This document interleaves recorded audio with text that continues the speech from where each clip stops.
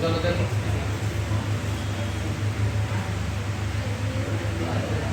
हम लोग क्या पढ़ना है, थ्योरी ऑफ एवोल्यूशन। ठीक है, क्या पढ़ना है, थ्योरी ऑफ एवोल्यूशन।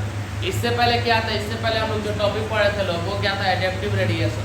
क्या था, तो अभी तक क्या पढ़े लोग टॉपिक हम लोग देखा जाए तो ऑरिजिन ऑफ यूनिवर्स, यूनिवर्स कैसे बना, ऑरिजिन ऑफ अर्थ कैसे बना, फिर अर्थ के ऊपर लाइफ फॉर्म कैसे हुआ, उसका एक्सपेरिमेंट हम लोग देखे लोग, मिलर एक्सपेरिमेंट। उसके बाद फिर हम लोग क्या देखे लोग, उसके बाद क्या देखे हम लोग,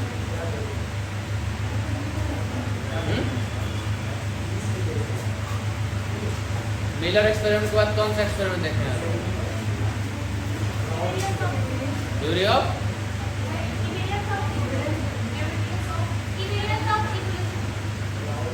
सही से बोलो सर, एविडेंस ऑफ एवोल्यूशन की, एवोल्यूशन का क्या क्या एविडेंस था कि कैसे लाइफ फॉर्म हुआ, कैसे लाइफ फॉर्म नहीं हुआ। उसके बाद फिर हम लोग क्या पढ़े लोग, नेक्स्ट एविडेंस ऑफ एवोल्यूशन के बाद फिर कौन सा टॉपिक था,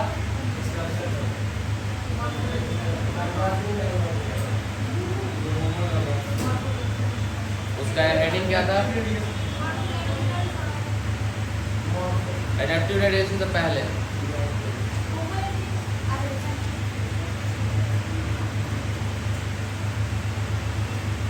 इससे पहले का हेडिंग चाहिए,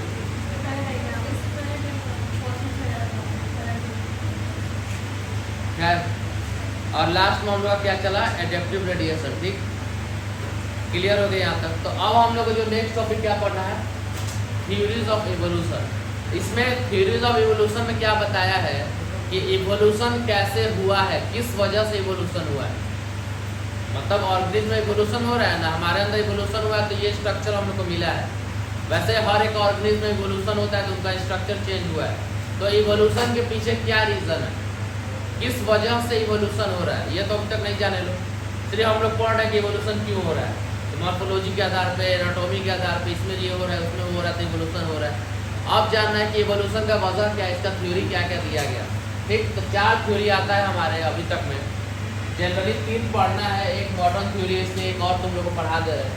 क्या क्या है, लेमार्किज्म है, डार्विनिज्म है, म्यूटेशन थ्योरी और मॉडर्न सिंथेटिक थ्योरी है।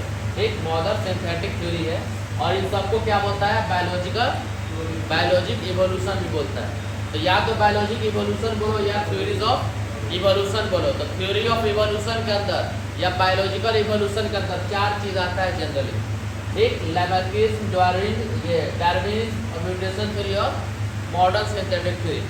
This theory is most important, ये उतना इम्पोर्टेंट नहीं है। ठीक ना, क्या थ्योरी में बोला गया, लेमार्किज्म में लेमार्क्स ने क्या था, लेमार्क्स एक साइंटिस्ट थे। कौन से साइंटिस्ट थे, फ्रेंच नेचुरलिस्ट थे। ठीक, लेमार्क्स क्या थे, फ्रेंच नेचुरलिस्ट थे। ठीक, इन्होंने क्या बताया, क्या थ्योरी दिया, इन्होंने थ्योरी दिया कि evolution of life forms occur due to use and disuse of organ.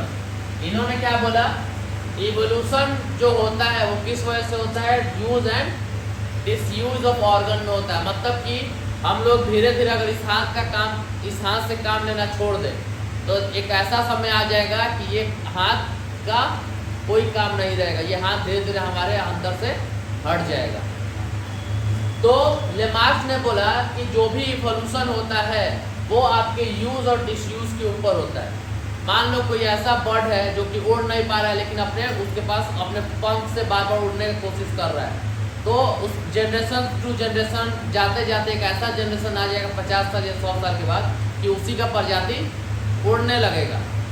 ये लेमार्किस ने बोला कि इवोल्यूशन जो होता है वो यूज और डिसयूज पे निर्भर करता है। अगर मान लो कोई चिड़िया है वो उड़ना धीरे धीरे बंद कर दे, बहुत कम उड़े, तो 50-100 साल के बाद क्या होगा, फिर वो उस प्रजाति की चिड़िया उड़ ही नहीं पाएगी। पहले उड़ती थी लेकिन अब नहीं उड़ रही, ऐसा बहुत तुम लोग सुने बोलो। इसके पीछे रीज़न था, तो लेमार्किस ने क्या बताया कि भाई यूज और डिसयूज ऑफ ऑर्गन हुआ, जिसके चक्कर में उसका इवोल्यूशन हो गया। ठीक, नेक्स्ट क्या बोला, नेक्स्ट और क्या डिपेंड करता है, change in environment force the organism to either develop a new organ और मॉडिफाई द एग्जिस्टिंग ऑर्गन, मतलब अपने इन्वायरमेंट के हिसाब से ऑर्गेनिज्म अपना न्यू ऑर्गन या तो डेवलप करता है धीरे धीरे या उसी को मॉडिफाई करता है। हम लोग अपना बाइक मॉडिफाई करते हैं ना, कुछ होता है तो नया बाइक बनाने के लिए कुछ मॉडिफिकेशन लगा दिए, बड़का वो साइलेंसर लगा देते हैं जिसमें से गोली जैसा आवाज़ देता है, और चला के लेके जाएंगे तो हीरो जैसा फील आएगा नहीं। लेकिन गाली सुनने वाला काम है कि नहीं? एक बात बताओ, हीरो वाला फीलिंग है कि गाली सुनने वाला काम? आप साइलेंसर लगा लीजिए और एकदम बंदूक की तरह फट फट मार रहे हैं, अच्छा बात है, रास्ता भर का लोग वो गाली देता है, लेकिन उस पर जो बैठा है उसको बड़ा अच्छा फील होता है, रजवाड़े हैं पूरे रोड के, ठीक, लेकिन वो नहीं सुन रहा है कि चारों तरफ से गाली सुन रहा है। चलो देखो, तो यहाँ पर क्या है कि इन्वायरमेंट में जो भी चेंज हुआ, ठीक, इन्वायरमेंट में जो भी चेंज हो रहा है उसके चक्कर में कुछ ऑर्गेनिज्म अपने ऑर्गन को यूज और डिसयूज करने लगे, या अपने ऑर्गन में कुछ परिवर्तन लाने लगे, या नया ऑर्गन डेवलप करने लगे। तो धीरे धीरे क्या हुआ, उनके प्रजाति में चेंजिंग आते आते आते आते कुछ ऐसा समय है कि वो पूरा चेंज हो गया, या तो नया ऑर्गन ही बन गया या तो कुछ मॉडिफिकेशन ही हो गया उसका। अंडरस्टूड? ये बोला लेमार्क ने, लेकिन लेमार्क का जो थ्योरी था वो एक्सेप्ट नहीं हुआ, थ्योरी एक्सेप्ट नहीं हुआ। तो अगर आप कुछ बन रहे हैं तो उसको काटने वाले भी 1000 लोग हैं, पैर खींच के गिराने वाले भी लोग 1000 हैं, ठीक ना। तो लेमार्क के थ्योरी को गलत साबित करने के लिए हमारे वेस्टमैन साहब आ गए। कौन? वेस्टमैन साहब, नाम बहुत सुंदर है।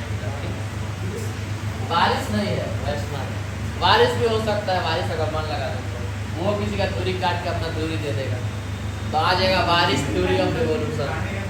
तो या काटे नहीं तो अपना खुद का थ्योरी दे। तो थ्योरी ऑफ, अब वेस्टमैन साहब ने क्या कहा कि theory of germ plus by Westman, इन्होंने कौन सा थ्योरी दिया? Theory of germ plus, theory of germ plus. इनके अकॉर्डिंग हमारे जर्मिनल लेयर में या जर्म सेल्स में, जो कि हमारा सेक्स सेल्स है, उसके अंदर अगर कोई डेवलपमेंट हो रहा है, कोई गड़बड़ी हो रहा है धीरे धीरे, या कुछ नयापन आ रहा है, तो वो हमारे पॉपुलेशन पे इफेक्ट करता है, ना कि हमारा कोई सोमैटोप्लाज्म में। मतलब कि ये जो यूज डिसयूज वाला ऑर्गन वाला सिस्टम था वो इन्होंने क्या किया, ऐसा कुछ नहीं होता। तो इन्होंने उसके लिए क्या किया, एक चूहा लिया। क्या लिया? चूहा लिया। उस चूहा को 22 जनरेशन तक उस चूहा के टेल को काटते गए। कितने जनरेशन तक? 22 जनरेशन तक। चूहा, उसका बच्चा, फिर उसका बच्चा, फिर उसका बच्चा, फिर उसका बच्चा, ऐसे करते करते 22 जनरेशन चूहा का पूंछ काटते गए। क्या देख रहे हैं कि 23वां जनरेशन में पूंछ आ ही रहा है। तो लेमार्क ने क्या कहा था कि अगर किसी ऑर्गन का यूज या डिसयूज करोगे तो वो आगे चल के खत्म हो जाएगा, अगर उसका डिसयूज करोगे तो। और इन्होंने क्या किया, चूहा का 22 जनरेशन तक पूंछ काट के निकाल दिया। तो पूंछ नहीं रहना चाहिए, या तो छोटा बनना चाहिए, लेकिन ऐसा कुछ नहीं हुआ, वो जेव करते वो पूंछ बना। तो इन्होंने कहा भाई इससे प्रूफ होता है कि बॉडी के बाहरी स्ट्रक्चर में कोई डिफरेंट नहीं आने वाला है, ठीक। लेकिन लेमार्क ने क्या कहा था कि बाहर से अगर बॉडी का यूज डिसयूज होगा उस हिसाब से दिक्कत है, ये प्रॉब्लम क्रिएट होगा। जैसे कि जिराफ का देख लो, जिराफ का क्या बताया कि जिराफ का पहले नेक उतना लंबा नहीं था, लेकिन पेड़ पे पत्ती खाने के चक्कर में क्या हुआ कि धीरे धीरे लंबा होते होते कुछ ऐसा स्टेज आया, 100 साल 200 साल 300 साल के बाद वो जिराफ का प्रजाति का नेक लंबा हो गया। तो use and disuse of organ को इन्होंने बताया। भाई अब लेमार्क साहब को कब्र में या जहाँ गए उनको उठा के पूछा जाए तो आप लोग का भी गाला लंबा हो जाएगा। तो इनके थ्योरी को गलत साबित कर दिया गया भाई, इनके थ्योरी को गलत साबित कर दिया वेस्टमैन साहब ने, ठीक। अब जो है भाई उस समय दिया था इन्होंने जो दिया था, तो उनके लेमार्क के अकॉर्डिंग ये था कि बॉडी के बाहरी स्ट्रक्चर में कुछ करोगे चेंजिंग तो तुम्हारे अंदर इवोल्यूशन हो जाएगी, तुम्हारे अंदर नहीं मतलब तुम्हारे आने वाले जनरेशन में हो जाएगी।